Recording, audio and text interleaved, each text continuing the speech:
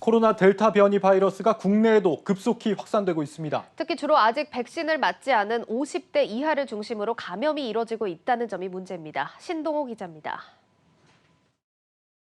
델타 변이 바이러스 확산으로 하루 확진자 수가 2달여 만에 가장 많이 발생하는가 하면 서울에선 올해 들어 1일 확진자 최고치를 기록하기도 했습니다. 원어민 강사 모임 관련 집단 감염에서 델타 변이가 확인돼 방역 당국에 비상이 걸렸습니다.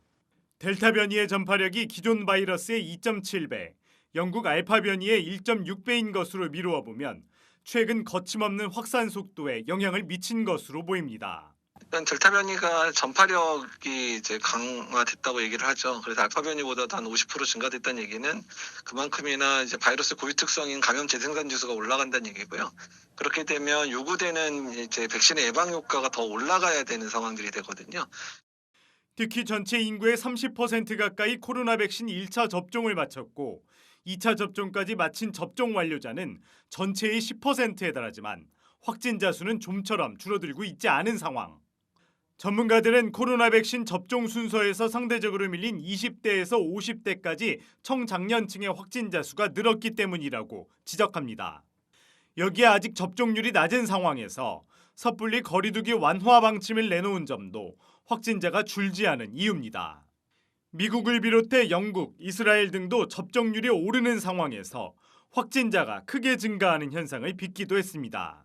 접종률이 충분히 오르기 전에 사회적 거리두기 단계가 먼저 완화가 되면 일시적으로 확진자가 늘어나는 상황들을 대부분의 국가들이 경험을 했었거든요. 그렇기 때문에 사회적 거리두기 단계는 접종률이 올라가는 것과 동시에 아주 이제 점진적으로 아주 기술적으로 조정을 잘해야 된다는 걸 의미합니다.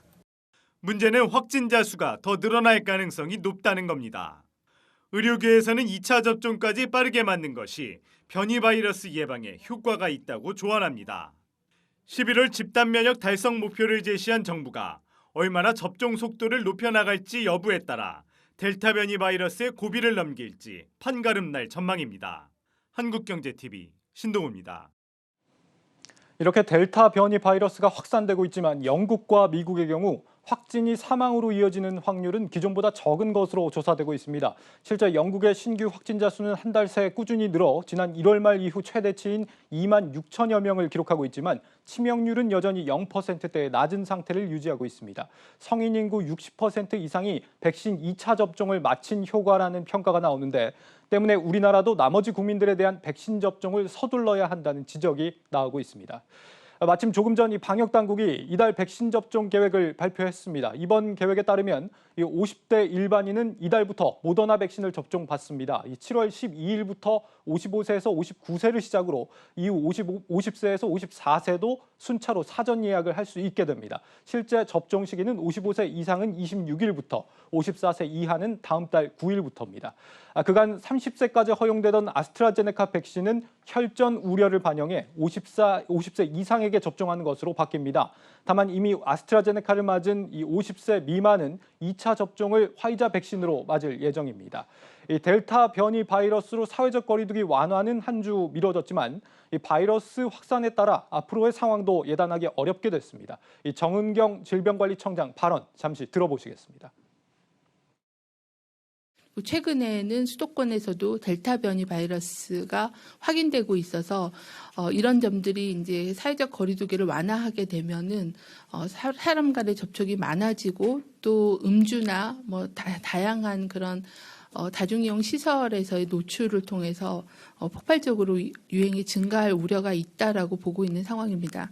현재 수도권이 한 주 정도 사회적 거리두기 개편을 유예하고 방역 조치를 진행하고 있어서 이번 주의 상황을 보면서 이후에 거리두기 단계 조정이나 조치에 대한 부분들은 조정을 해 나갈 예정입니다.